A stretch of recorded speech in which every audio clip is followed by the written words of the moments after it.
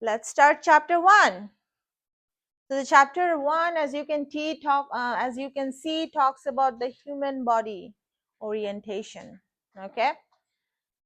So these are the learning objectives. I'm not going over that, but we're gonna come and check if we have learned and covered all of them or not. So as you can see, we are going to start with the what? The term itself. What is the term? Human anatomy and physiology. So when we say anatomy and physiology, what do we mean by the anatomy and what do we mean by the physiology? Anatomy is the structure and the physiology is the what? The function. Okay, very good. So now whenever you study the human body, so a lot of the part of the human body that you can see with your naked eye, right? You can see with your naked eye the whole human body. So that means this is a what? Macroscopic. So you do not need any help of the microscope. That is why this is called the macroscopic anatomy or the gross anatomy. Okay. So what are the part of the gross anatomy and the microscopic anatomy? One of these is your regional anatomy.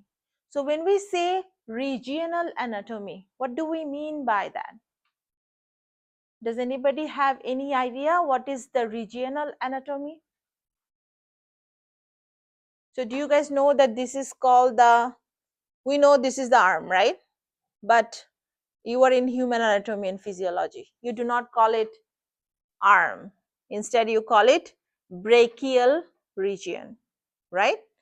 This is your radial. This is your ulnar. This is your carpal. This is your femoral, right? So these are the specific region that you have that you can see with your naked eye. We call them gross anatomy. Okay. What about the system anatomy? So when we say system anatomy, what do we mean by the system anatomy? Whoever took the lab already, you guys told me before. What do we, yeah? Your system anatomy, the structure of the specific system. Like for example, if you think about your cardiovascular system, what are the organs that are associated with your cardiovascular system? Your heart, your veins, your arteries, capillaries. These are the what? Your system anatomy, right? If you think about your integumentary system, what is the part of your integumentary system? Your skin, right? Okay. So what about the nervous system? Your brain, spinal cord, peripheral nerves, right? What about your muscular system? All the skeletal muscle, cardiac muscle, smooth muscles, right? These are the part of your muscular system. What about the surface anatomy? So when we say surface anatomy, what do we mean by that? So you can see from the surface. What do you see from the surface? Not only you can see the surface like the skin, but also you can probably see some veins. You can see muscles, right? So these are called the surface anatomy. It looks at the internal structures as they relate to overlying skin, like visible muscle masses or veins seen on the surface. So these are all the macroscopic anatomy. Macroscopic anatomy. So when we say macroscopic anatomy, we do not need any help of the microscope. You can see with your naked eyes. However, when we say microscopic anatomy, what do we mean by the microscopic anatomy?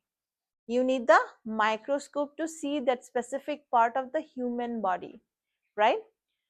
So do you know that your body is made up of the trillions of the cells? Yeah. Do you see the cell with your naked eye? You do not. You need the microscope to see those. So that is why cell is the part of microscopic anatomy, and you study the cell by what? What is the study of cell? Cytology. Okay. And have you ever heard of the tissue? Have you ever heard of the tissue? Yeah. What is tissue? Huh? A group of cells, right? A group of cells which performs a specific function, we call it tissue. And you do require microscope to see the tissue. So in the lab, you are going to do a lot of histology. You are going to learn and look at a lot of the tissues under the microscope. So the study of the tissue is called the histology. Actually, I did ask that question. Probably this is the first question of your lecture exam 1. Okay. Now, developmental anatomy. So when we say developmental anatomy, what do we mean by that? How your body develops. Do you guys know that you all came from one cell? Yeah, one cell.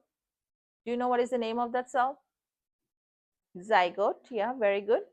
From that zygote, now you are an adult body of trillions of cells.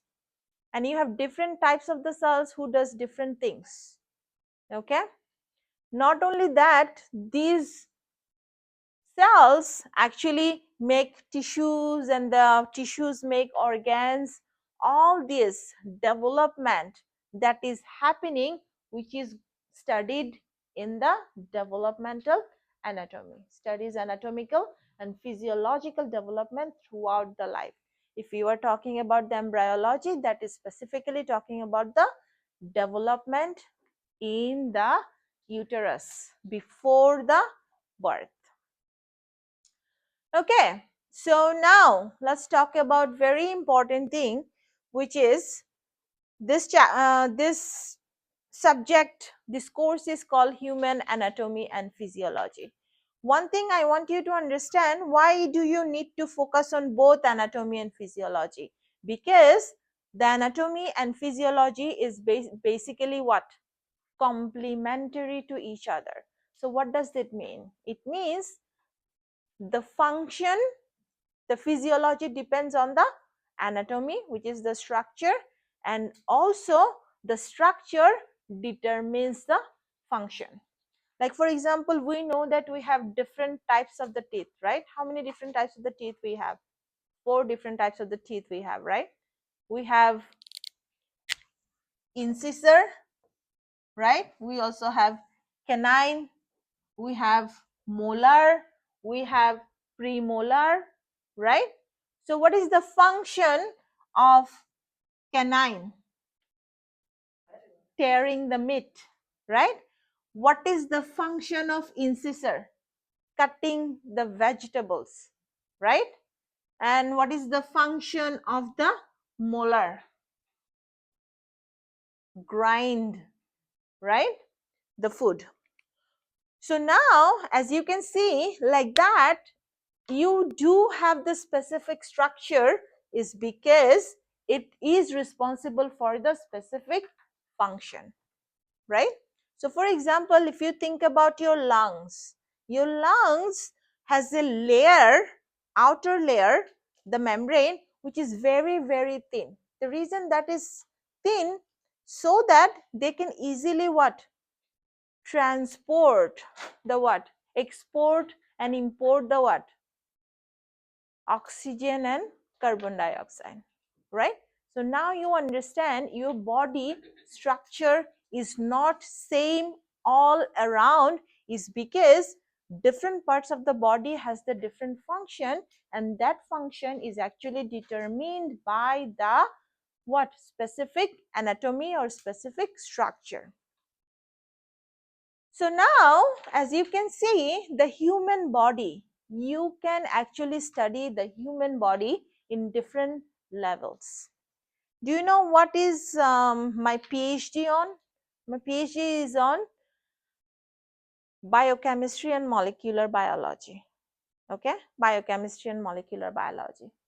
The reason I told you that, I'll talk about that one more time. But before that, let's talk about the structural organization. So you can actually study the human body as an organism, as a human, right? The human, okay?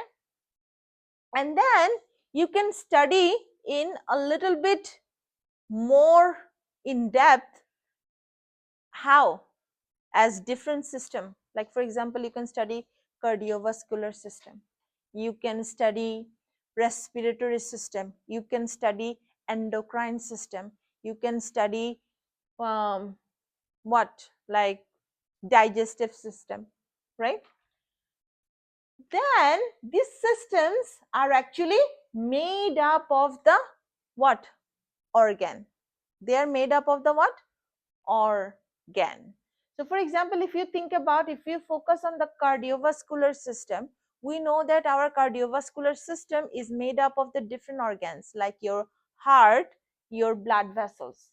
So if you look at the blood vessels, these blood vessels is an organ and it has different type of the tissues in there, different type of the tissues in there. And now if you want to study a little bit deeper level, what you can study, you can study the tissue level. Like for example, if you think about your blood vessel, it does have epithelial tissue, it also has the what, smooth muscle tissue, right? It also has the connective tissue, right? Blood itself, right? What does it have? It also have some nerve, which is the nervous tissue. So all these tissues together is making the blood vessel. Now if you want to study the what specific tissue, for example, if you are studying the smooth muscle, right? So now this tissue, if you break down the tissue, what do you find? You find the structural and functional unit of the living organism, which is called the cell. Like for example, your smooth muscle is made up of the what? Smooth muscle cell. Now, have you ever heard of the term organelle? Have you ever heard of the term organelle? No? Nobody heard of the term organelle? Yeah? No? Nobody? Somebody? Okay. Can you guys tell me some name of the organelle? Mitochondria, lysosome, ribosome, huh? Vacuoles, mitochondria. Anything else? Ribosome. Nothing else? Huh? Golgi bodies, endoplasmic reticulum, right? So these are the different organelles that are present inside your cell. And these organelles have different functions, okay? And these organelles, if you look at the organelles, inside the organelles, they have different molecules. Like for example, if you just think about your what, mitochondria. Mitochondria has the membrane. Mitochondrial membrane had lipid, that's a molecule. Mitochondria has a lot of different proteins for the function, that also a molecule, right? So they also make ATP. Mitochondria also has their own DNA. So these are all molecules, right? So now if you break down the molecule, what do you find? Atoms. If you break down the molecule, what do you find? Atoms. So now you can see what are the different levels that you can study your human body in. Now tell me, if I have done my PhD in biochemistry and molecular biology, which level did I study? Molecular level, right? Molecular level. Even though I did study the molecular level, but I wanted to look at the impact on the what? Whole organism level. Does it make sense? But I focused on, I spent like 7-8 years studying only one molecule. which is glucose.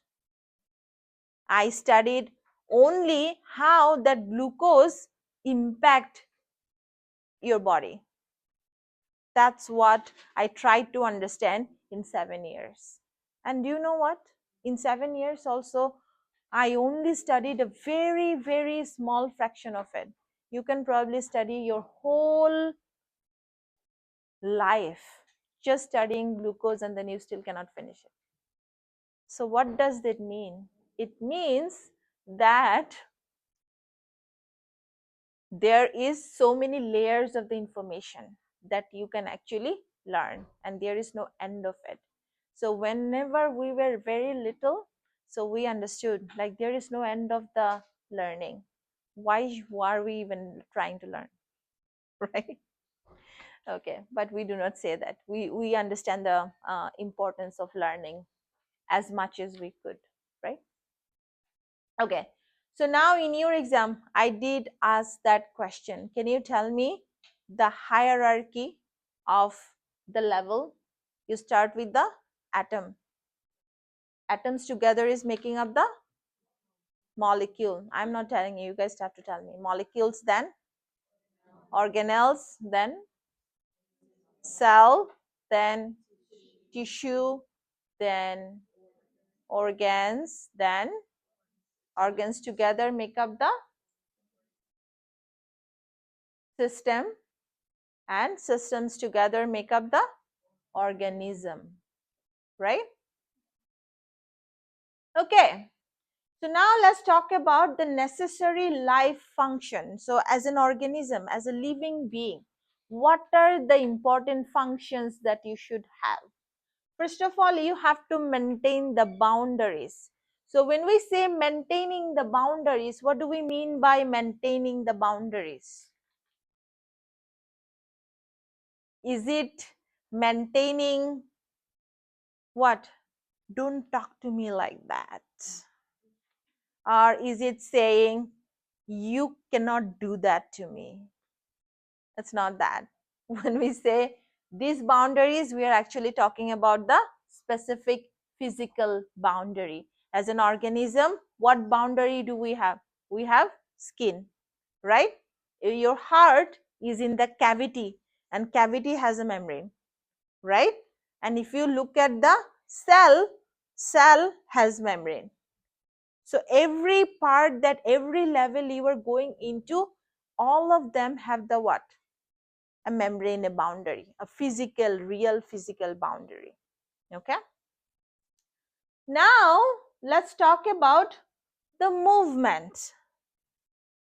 So just imagine you are a living being and you do not have any movement. Now the question becomes, yeah, it is possible. I saw my grandpa in the life support and he was not moving. A lot of movement, the movement is not always this, right? Is movement always this? What else is moving? Your heart is pumping, you are breathing, and then every time you are eating, what is happening? Your digestive system has the peristalsis to move the food into the what? Digestive tract, right? So the movement is a very important function. And then the responsiveness. I usually try to talk about that like that. Like, for example, I came to the class, instead of teaching you human anatomy and physiology, I started singing. What's gonna happen? What are you gonna think? This is useless. I'm not gonna come to the class. My response to this class is singing, and your response is to this class is what? To leave the class, right? But why I am a human? Because I know what is supposed to be my response. What is supposed to be my response to this class? To give you the lecture on human anatomy and physiology, right? And your response is what? Listening, writing, trying to understand what? All this, right? because you are human, you know what you have to do. But if I tell my 8 years old to come and sit down and teach human anatomy and physiology, her response is probably going to be different, right? What if I bring a 6 months old and um, like make the 6 months old in the human anatomy and physiology class? What is going to be the response? Probably different, right? So we do have the response. So responsiveness is very important, necessary life function. Like for example, if you are driving the car and then there is a car in front of you, what do? You put your feet on the brake or the accelerator? On the brake. If you do not do that, you're going to have a crash, right? So that is the what? Responsiveness. Now let's talk about the digestion. So we did talk a little bit about the digestion in the lab in the morning. Now let me ask you a question about the differences between the digestion and the metabolism. What is the difference between the digestion and metabolism? Digestion is you break down your food into the what?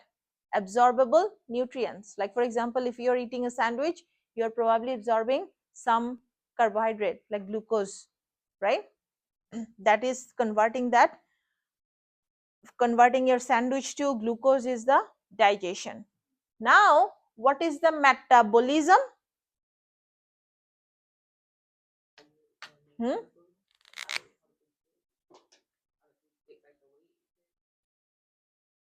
How? Mhm. It stays in your body, that's what you're saying? How fast? Yeah. Yes. What did you want to say? System in the cell, inside the cell. So inside the cell, like for example, the glucose after eating the sandwich, you break down the sandwich into the glucose. That is your digestion. Now with your blood, it is going to your cell. After going to the cell, what is happening? That glucose that you are getting from the what? Sandwich is going to go to the cell, and then what is going to happen? You are saying that you are going to generate the energy, which is your ATP, right? That is what is happening inside your cell, and that is the what? Part of metabolism. Not only that, there are so many other reactions that are happening. We call all of them the what? Metabolism. Okay.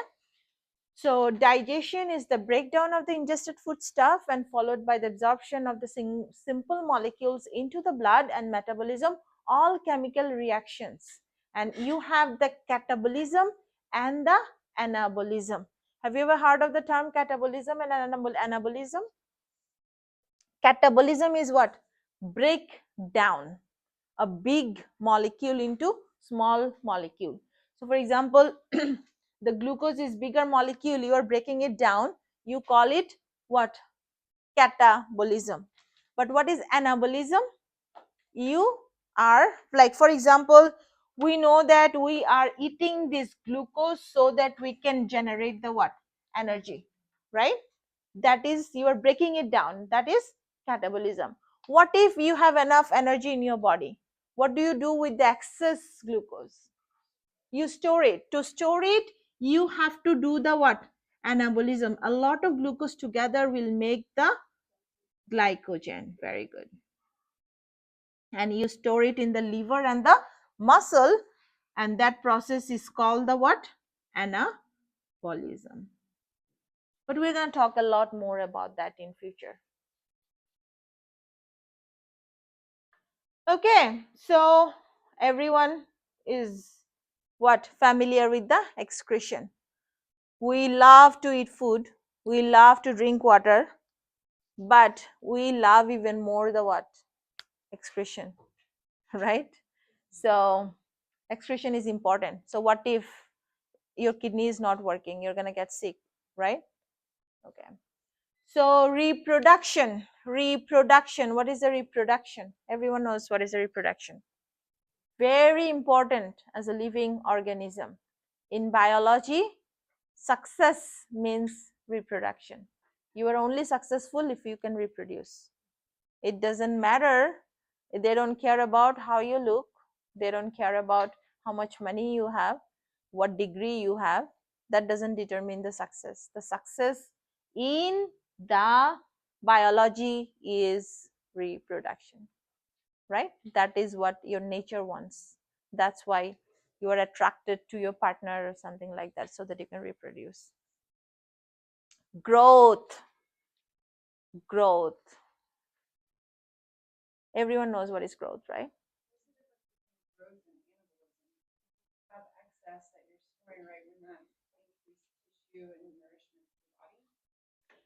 Very important question and an interesting question. So whenever we are talking about the anabolism, we are talking about the chemical level.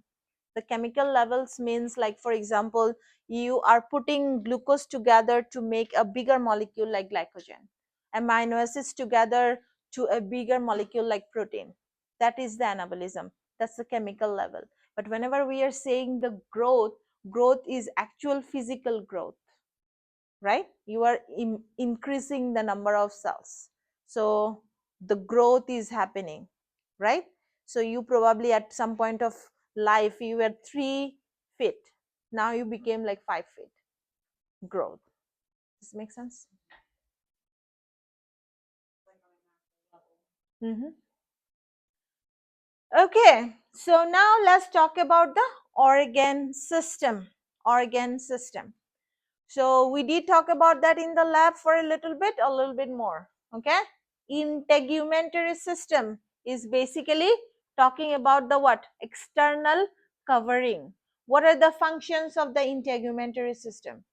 It protects the deeper tissues from the injury, synthesizes vitamin D, houses cutaneous receptors and the sweat and oil glands, right? And what about the skeletal system? When we say skeletal system, what are the part of the skeletal system? Your skeleton, cartilage, bones, joints, right? These are all the skeletal system. It protects and support the body organ, provide a framework for the muscles used to cause movement, and blood cells are formed within the bones, and bone store minerals. Do you know that your blood cells are formed from the bone? Have you ever heard that somebody has the blood cancer and then they have to go through the bone marrow transplantation? Have you ever heard of that? Why? So that they can make the proper blood, right? Yeah, because blood is formed from the bone marrow. Skeletal system, not skeletal system, we just talked about the skeletal system, the muscular system.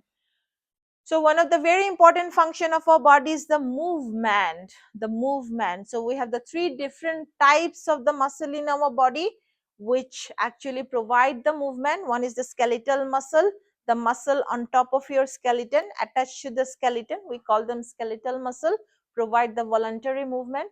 And then you have your heart, which is made up of the cardiac muscle, involuntary movement. And all of your hollow organ inside your body is made up of the smooth muscle. Not only that, they also provide the what? Posture, help you to maintain the posture and produces heat. Do you know why muscle produces heat?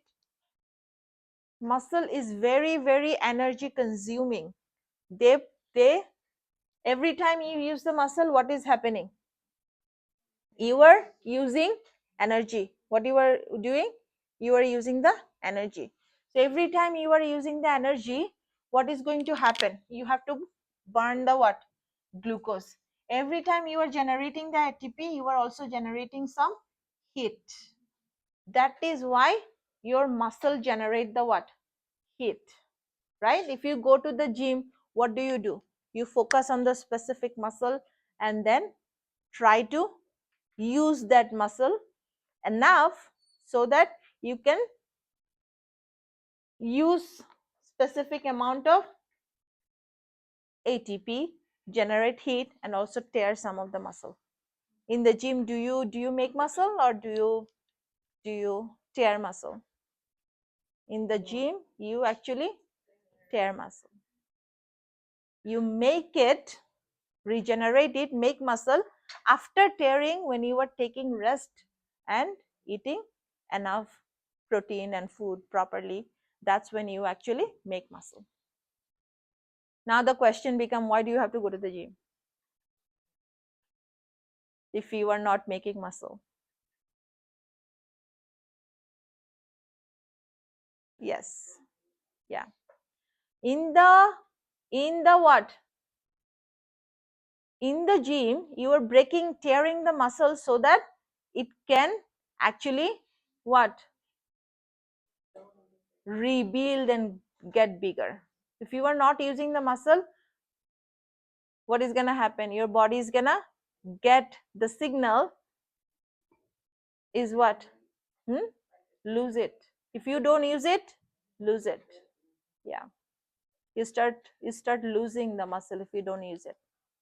That is why if you have seen, I don't know if you have seen any paralyzed person's hands versus the hands which they can use is different in terms of their muscle composition.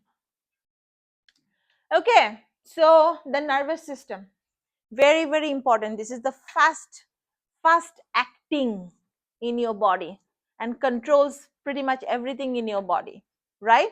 So what does it mean? If you didn't have a nervous system, you are probably not you. You cannot probably do anything without your nervous system. Even though you have a muscular system, you cannot do anything with that. Even probably you have the what? Skeletal system, you cannot still move if your what? Nervous system is not working. Your nervous system controls everything. Okay, you are you because of your nervous system. Okay, endocrine system. When we say endocrine system, what do we mean by that? These are made up of the glands that secretes hormone. What is the function of the hormone? The function of the hormone is to regulate the function of the body, like growth, how do you look, what is the level of what? Blood glucose, what is the blood pressure level. All these things are going to be controlled by who? Your hormones, the endocrine system. And then the cardiovascular system. Cardiovascular system, what is the function of the cardiovascular system? It is made up of your heart, blood vessels, right? What is the function of that? Transporting oxygen, nutrients to the cell, right? Okay, who can tell me what do you do with that oxygen? Huh? Intake? What do you do after intake? Why do you need the oxygen inside your cell? Keep your tissues alive. How? Have you ever thought about it? You cannot live without the oxygen even for a minute, maybe less than a minute. But why do you need that oxygen? Why that oxygen is so important? Have you ever thought about it? Yeah.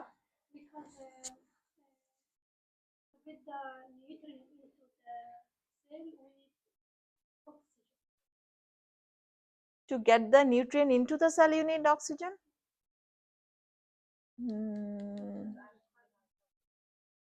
Huh? Red blood cell carry the oxygen. But why do you carry the oxygen? Why oxygen is so important? Aerobic respiration. Aerobic respiration. So when we say aerobic respiration, what do we mean by that? Use the oxygen.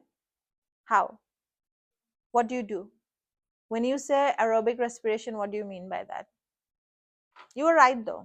This is exactly what happens. But what's you forgot the process. This is the process. This is the process. You need oxygen so that you can burn the glucose to generate the ATP. Does it make sense? All of you, but this is called the respiration. This is called the aerobic respiration. Okay? Don't forget because I'm going to ask you again later. Okay. So now we did talk about that. not only the carries oxygen but also carbon dioxide. Where is the carbon dioxide coming from? Hmm? Where is the carbon dioxide coming from? Also coming from this reaction as a byproduct. Whenever you are generating the ATP from the glucose and the oxygen, you are also generating some carbon dioxide as a waste that you do not need in your body. What do you want to do with it? You want to excrete it out. That is what your blood, that is why your blood transport the carbon dioxide to your lung, so that you can exhale out the carbon dioxide, right? Okay. Have you ever heard of the lymphatic system? Yes, you did in the morning, whoever took the morning class. What is the function of the lymphatic system? Huh? Clean the blood. So you have the blood circulation happening. Every time you have your blood circulation happening, your lymphatic system is trying to check to see if there is any pathogen, anything, any germs that are harmful for you. Okay, if they find anything, they try to destroy it. That is what is done by the lymphatic system. Picks up the fluid leaked from the blood vessel and returns it to the blood, dispose of debris in the lymphatic stream, houses white blood cell involved in immunity. The immune response mounts the attack against the foreign substances within the body. Now the respiratory system, everyone knows about that, right? What is happening by the respiratory system? You have your lungs, right? What is the most important function? The gaseous exchange. You need to make sure that you are providing the ATP for the cellular respiration, and you are exhaling out the what? Carbon dioxide that is produced as a byproduct. Now digestive system breaks down the food, right? And then also indigestible foodstuffs are eliminated as feces. That is also the function of the digestive system. And urinary system, what is the function of the urinary system? Excretion, forming the urine, right? That is also the filtrate from the blood. So your blood not only transport the oxygen and carbon dioxide, but also what? Transport all the nitrogenous waste, so that you can excrete it out by the kidney. Then you have the reproductive system. As I told you, reproductive system is very important. The function is the reproduction. Reproduction, when I say reproduction, you know what does that mean, right? So now we have different type of the reproductive system, male reproductive system and the female reproductive system. So the function of the reproductive system is to produce the what? Offspring, the first cell of the offspring, which is the what? Zygote. And zygote is made up of what?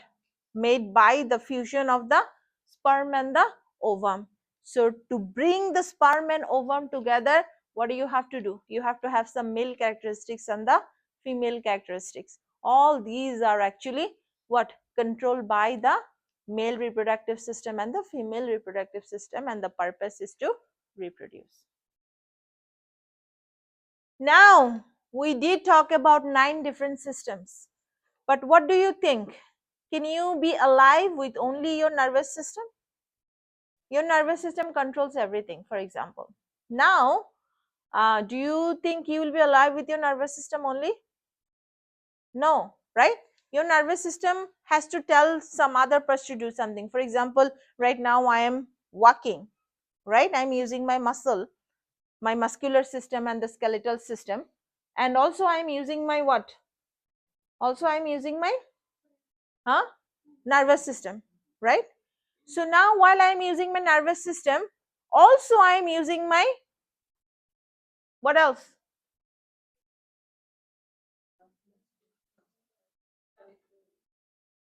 We need respiration, oxygen, right?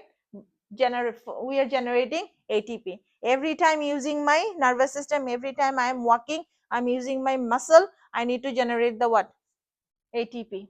So if I am generating ATP, to generate the ATP, what do I need? I need the glucose and the carbon dioxide. Glucose is coming to my cell because of the what? Digestive system and the cardiovascular system. Oxygen is coming to my cell because of the what? Cardiovascular system and the respiratory system. So what I'm trying to tell you right here is you do not what? You cannot function with one specific system. Every system, all the systems should work together to make you function properly. Does it make sense? Yeah. Okay. Now, survival need. Survival need, this is so interesting. Do you know why? Because when we say survival need, you definitely need those. You cannot survive without those. However, if you take those a lot, it's going to be also harmful, right? You cannot survive without the nutrient. You do need nutrient. You cannot survive without the carbohydrate, protein, fat, vitamin, and mineral. But what is going to happen if you take more nutrients?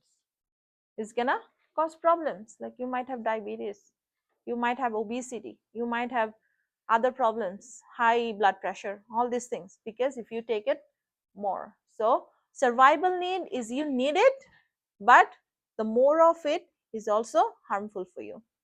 Like oxygen, you cannot survive without oxygen even for a single minute, right?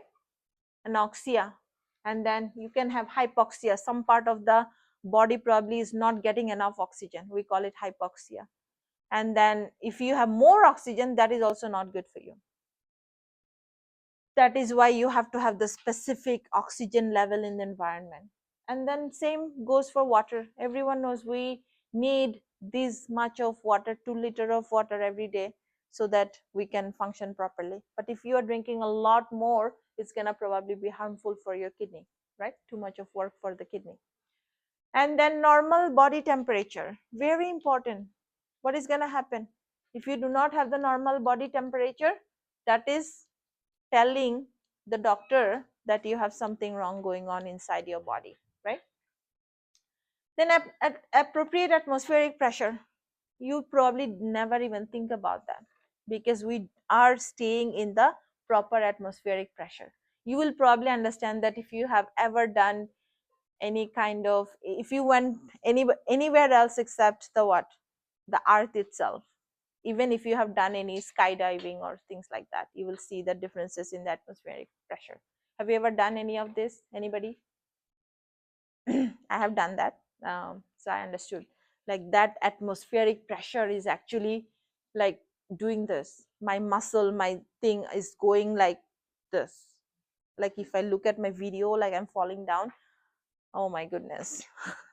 It's a very short fraction of a second, so it's possible to survive, but you cannot survive like that all the time, right? Okay. So now let's see how much you remember. What subdiscipline of anatomy focuses on the cell? Cytology, very good.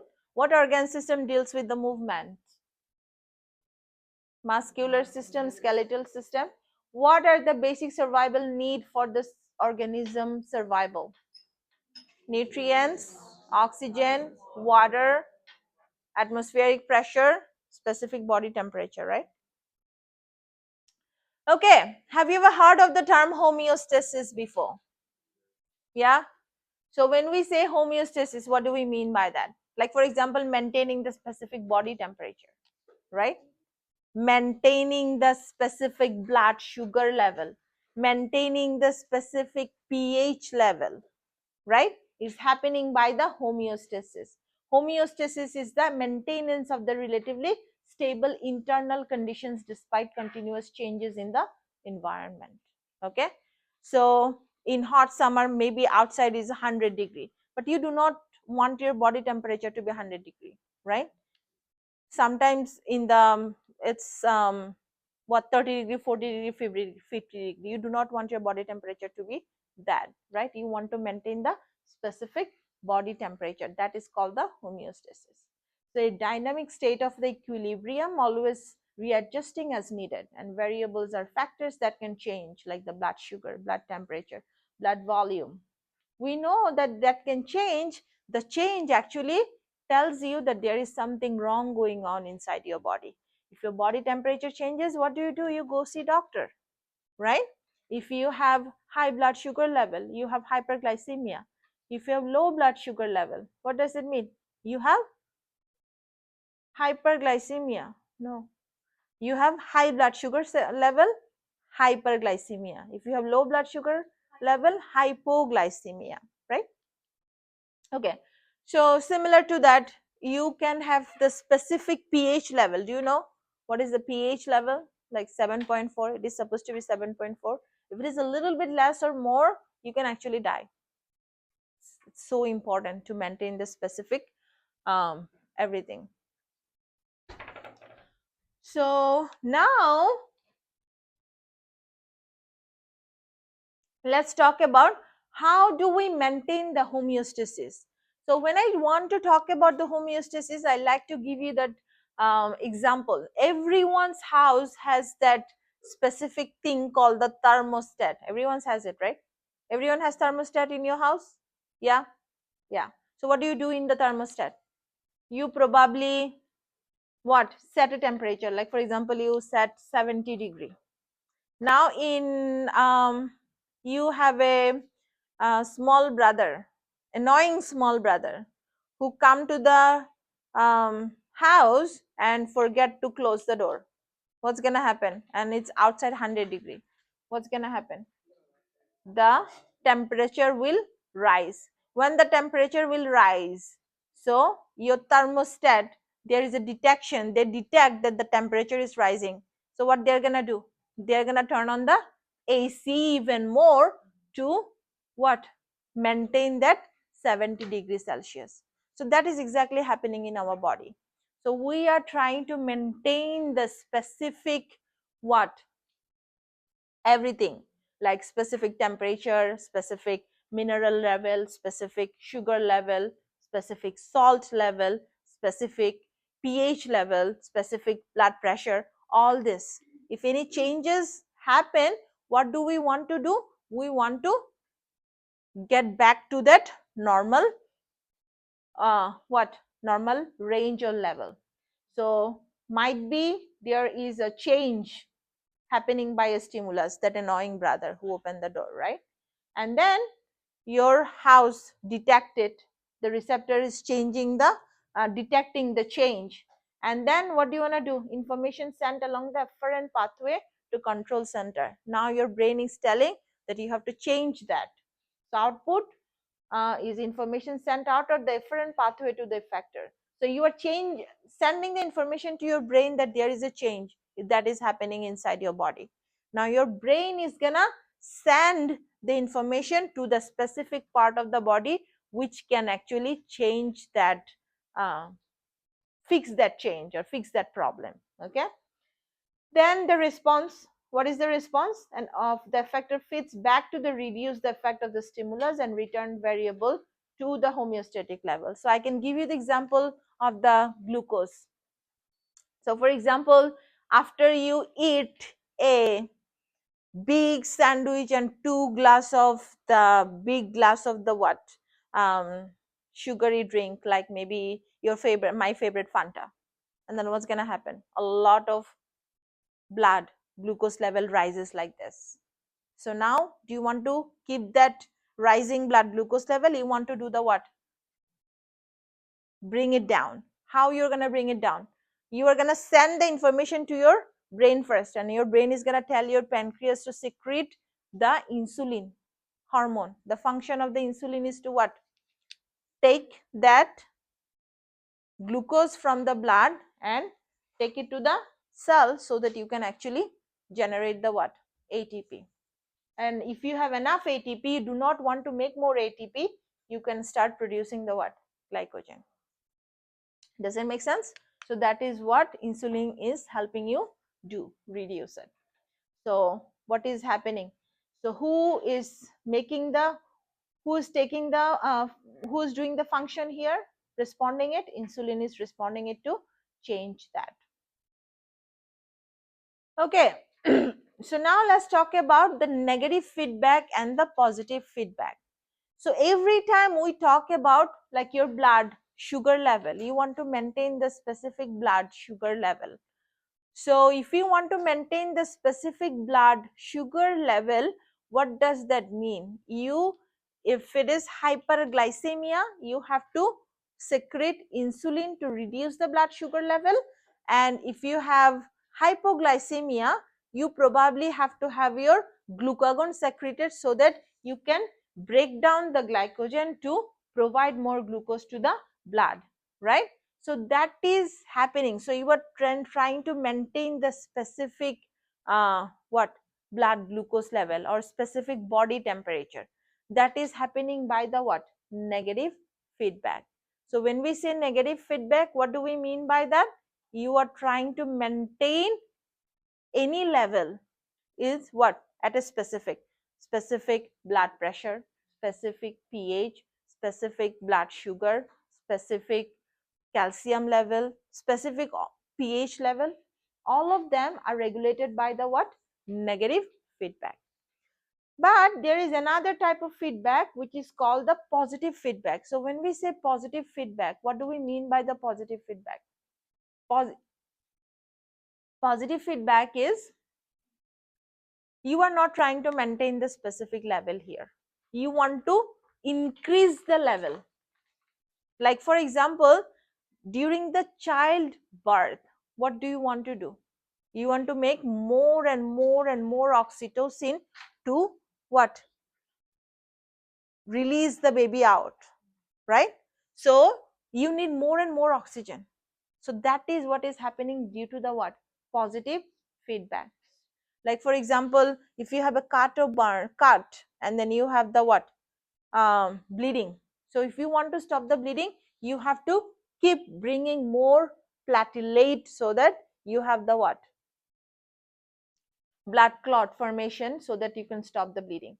So what is happening? You are not trying to maintain specific level here. You are trying to increase that. That is why this is called the what? Positive feedback. So do you guys understand the difference between the negative and the positive feedback? So for example, if I ask you in your exam that now your blood sugar level decreased, hypoglycemia. So now you have to increase the blood glucose level. Is it positive feedback or negative feedback? Negative feedback. Don't forget that. Even though you are increasing it, but still this is a what? Negative feedback. If your body temperature, what? If you are trying to decrease it and if you want to increase it, this is still a what? Negative feedback. And what is the positive feedback? Whenever you are not trying to maintain the specific level, instead you are trying to increase the level. That is called the positive feedback. Examples are oxytocin released during the childbirth, platelet for the clot formation. These are the positive feedback. Very less, not a lot of the body responses are actually positive feedback. Yes. So when you release like adrenaline and stuff, would that be like a positive feedback type thing? That's a great question. Yeah, I think so. Yeah. But you know what? There is a thing. Let me tell you. So whenever I'm saying blood sugar level, blood, so the function of the hormone is actually regulate all these things. So I would not necessarily say that's a feedback. They are the one who is actually the effector, taking the action. Why do you need to increase the adrenaline level? You need to increase the adrenaline level to probably also increase the glucose level too, right? Does that make sense? They are the one who's taking the action. They are the effector. And there is another type of the feedback which is called the feed forward feedback. Like for example, have you ever had that you smell some yummy food, delicious food? What happens after that? You already started growling inside, maybe your salivation started happening, so your body already started taking the action even before the stimulus comes. So that is called the feed forward feedback. So we are kind of almost done. Let me not done. We are almost done with the time. I'm gonna continue this chapter on Thursday.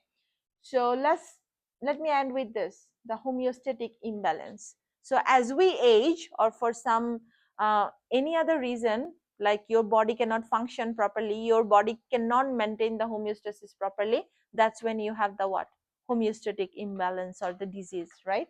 Like for example, disturbance of the homeostasis, increased risk of the disease, contribute to changes associated with the aging. Control system becomes less efficient. Like for example, as we age, our type 2 diabetes risk increases. Why?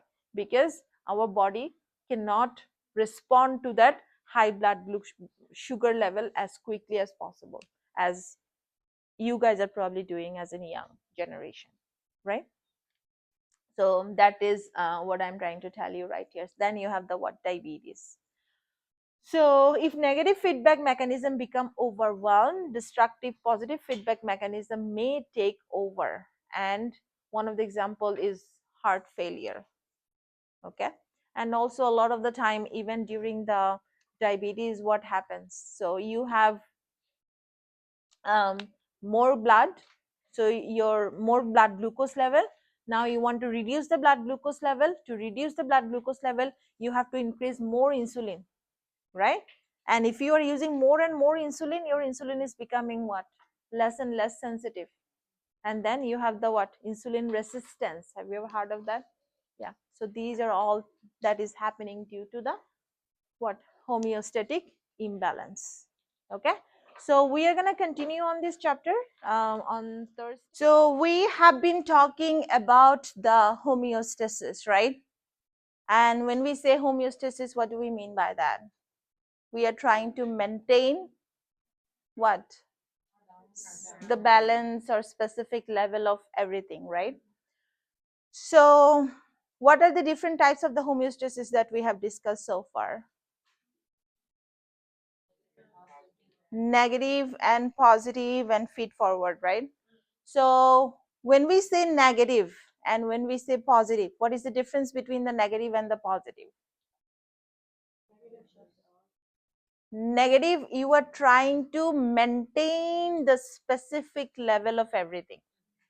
But positive is what? You are trying to enhance it, right? But it's not a regular case. That is not something you want to do all the time. That is something you are trying to do to fix something. Like for example, if you want to stop bleeding, you have to increase the platelet, right? Or if you are trying to deliver a child, you need more and more oxytocin, so you are trying to increase the level of oxytocin from the normal level. That is called the positive.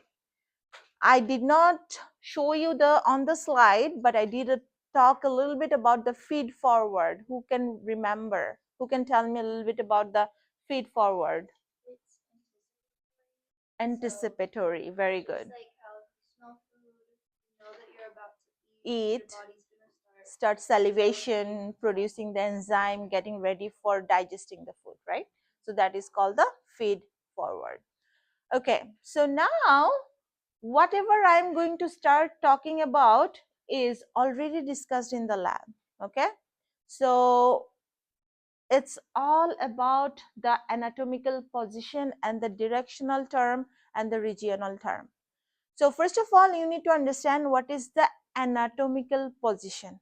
When we say anatomical position, in the lab, we have already talked about there are regional term, there are right quadrant, left quadrant, all these things, right? Now, based on what? How can you, what is the normal anatomical position? Where you are going to actually try to determine which one is, which part is what. To be able to do that, you have to have the proper anatomical position. So what is the proper anatomical position? It is what? Your body erect, feet slightly apart, palm facing forward, and then with the thumbs pointing away from the body. So this is exactly what is the standard anatomical position. So in your exam, if I ask you, Which of the following is not the proper anatomical position? Maybe I can say like body erect, feet slightly apart, palm facing backward, or maybe I'm saying like thumb pointing inward. So you know which one is correct and which one is not correct, right? So that is the type of the question you may see in your exam. So now when we say the directional term, you guys already know when we say directional term, the first thing you need to probably understand direction. The direction means what? You are talking about the two different organs in terms of where are they located and how they are directed in comparison to each other, right? And not only that, but also you need to think about, which is very important, is whenever you are talking about these directional terms, probably you are not talking about yourself, right? You are talking about your patient. So you are looking at your patient, how you are looking at your patient. Every time you are trying to talk about the directional term, you are talking about your patient's directional term, right? So that means that your right may not be their left, right? Your left may not be their right. So you have to talk about according to their specific what? Right and left. The way you are looking at them, okay? Not your right and left, their right and left. So that is very important. Not the observer, it's the patient. So now these are the terms we already talked about. Everyone kind of understand what do we mean by the superior and inferior. What do we mean by the superior and inferior? Right? Up and down, right? So now, for example, can you give me some example? Like your head is superior to your abdomen, right? Your abdomen is inferior to your head. And then anterior and posterior. What can we talk about that? Like for example, we have this sternum right here, or breastbone or chest bone, right? That is anterior to your vertebral column, right? And your vertebral column is the what? Posterior to your what? Sternum. Very good. So now what about the medial, lateral and intermediate? So when we say medial, we are talking about toward the mid section, and lateral toward the outward, right? Like for example, our arms are actually what? Lateral to the sternum, and sternum is medial to the arms. And then also we can probably talk about in between two. So that is called the intermediate. Like for example, if you think about your collarbone right here, your collarbone is intermediate between the breastbone and the shoulder. So it's between that. So that is called the intermediate. So now this anterior, posterior, these are the two terms we have been talking about. So these are only can be used for the what? Body, not the what? Your appendicular, right? Not for your arms and the legs, right? So what are the terms you are going to use for that? You are going to use proximal and the distal. So when we say proximal, that's upward, distal is what? Downward. So what does it mean? Your elbow is proximal to the wrist, and your wrist is distal to the elbow. So do you use your wrist is what? Superior to the wrist? It's not correct. So make sure you understand when you have to use which term, right? And another term is called the superficial and deep. Usually superficially, what do we see? Our skin, right? Our skin is the superficial to the skeleton, superficial to the muscle, and your muscle or skeleton is actually deep to the skin. Your vein is deep to the skin. Now, whenever we talk about the regional term, the first thing I want you to understand, this body right here is called the what? Axial, head, neck, and trunk. And these limbs, your upper limb and the lower limb, these are called the appendicular. And now, this axial and appendicular has different regional terms. And unfortunately, for these regional terms, there is no specific way to actually what? Define them. Some of them came from based on the name of the what? Name of the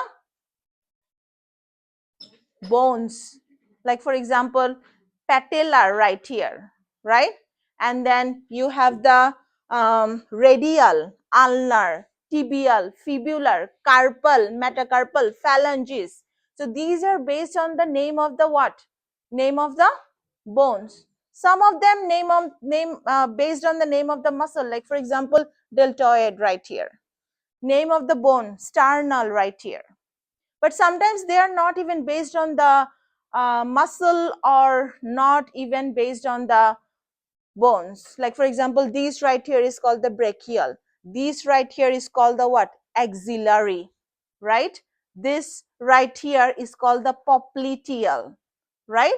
In front of the brachial, you have the antebrachial, not antibrachial, it's antebrachial, right? So there are different ways to actually define the regional terms, and then you will see a lot of them. However, I am not going to go over all of them right now because I'm going to give you more time in the lab to actually point each of them and get some more idea. Okay. But now, for example, in your exam, if I ask you, if your doctor is telling you, like for example, you are a nurse and your doctor is telling you that go and take the axillary temperature. So where are you going to place the thermometer? Under the arm. So that's the reason you have to know and you have to be familiar with the what? Regional terms. Okay. So now let's see how much you remember. So the elbow is dashed to the wrist, proximal to the wrist. The lever is dashed to the skin, deep to the skin. Very good. The term brachial refers to which body region? Arm. Yeah. Okay. So now this is the thing that we have already discussed in our lab, right? Like for example, a lot of you wants to be a nurse or maybe physician or whatever. If you're working with a surgeon, you probably have to also be familiar with the different body plane for the specific what? Surgery or specific dissection, right? So for example, your whoever you are working with is telling you do the sagittal plane. What are the sagittal plane? When we say sagittal plane, do the dissection on the sagittal plane. What are you going to do? Dissection sagittal plane. So when we say sagittal plane, you are dividing the right and the left, right? That is called the sagittal plane. This sagittal plane can be two different types. One of them is called the mid sagittal. You are equally dividing the right and the left, and parasagittal, which is not equal because you are probably doing the section little bit what? Lateral. That is called the parasagittal. What about the frontal plane? You already know. You are dividing the front and the back. That is called the frontal plane. And what about the transverse? Top and the bottom. You are dividing the what? Top and the bottom. What about the oblique? You are dividing in angular, right? Not directly. You are doing the angular section. That is called the oblique. So this is what we have been talking about. So now, as I told you, this is already discussed in the lab, which is the body cavities. I like to think about our body as a house. So in the house, we have different rooms, right? And we have different rooms for the different delicate organs, to house the different delicate organs. to house our lungs, our brain, our spinal cord, our heart, intestine, stomach, liver, all of this, right? So now, how many different types of the cavities we have? We have our back. On the back, what do we have? We have our dorsal cavities. In the front, we have the ventral cavities. So what are the two different types of the dorsal cavities we have on the back? We have coronal cavity and the vertebral cavity. So your coronal cavity houses the brain and vertebral cavity houses the spinal cord. And then what about the ventral body cavity? In the ventral body cavity, you have this thoracic and then you have the what? Abdominopelvic. So in the thoracic cavity, you have two pleural cavities to house two lungs. And then you have the mediastinum. Part of the mediastinum also has another cavity. We call it pericardial cavity, and the pericardial cavity actually houses the what? Heart. Then you have the abdominopelvic cavity. So this abdominopelvic cavity is already telling you that you have the two different type of the cavities right there. You have the abdominal cavity and the pelvic cavity. So a lot of the time students make mistake, maybe intestine in the pelvic cavity. It's not, right? Your kidney, stomach, liver, intestine, all of them in the what? Abdominal cavity. And in the pelvic cavity, what do you have? The bladder and what do you call? Uterus, rectum, all this. These are in the pelvic cavity and the reproductive organs. These are the what? Pelvic cavity. As you can see right here, how like you have your cranial cavity and then you have your vertebral cavity, which is housing the spinal cord, then the thoracic cavity, abdominal cavity, and the pelvic cavity. So now I want you to also understand that if you have house and then in the house, if you have rooms, how do we divide the rooms? Right? Your rooms have the what? What do you have in the rooms? Inside the room, you have the organs. But why do you say this is a room? It has a door and probably it has wall, right? So like that, in the cavity, you also have the what? Membrane. Remember, last time we talked about the what? We talked about the boundaries. So the cavities have the what? Membrane. And these membranes are called serosa. What do we call it? Serosa or serous membrane. What do we call it? Serosa or serous membrane. So these serous membrane are actually two layers of the membrane. How many layers of the membrane? Two layers of the membrane. So for example, if you are housing the organ right here, this is the organ, for example. So surrounded by the organ, whatever you have, this is called the, do you know, organ is also called the viscera. Organ is also called the what? Viscera. What do you call it? Viscera. So the membrane on top of the organ is called the what? Visceral serosa. What do you call it? Visceral serosa. And outer layer is called the what? Parietal serosa. What do you call it?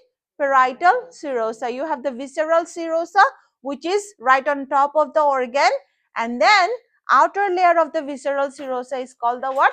Parietal serosa.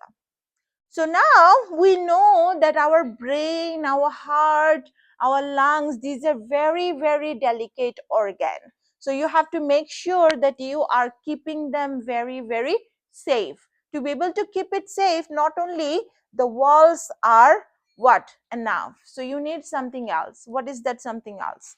That is called, there is a specific type of the fluid between the visceral serosa and the parietal serosa, and that is called serous fluid. What do you call it?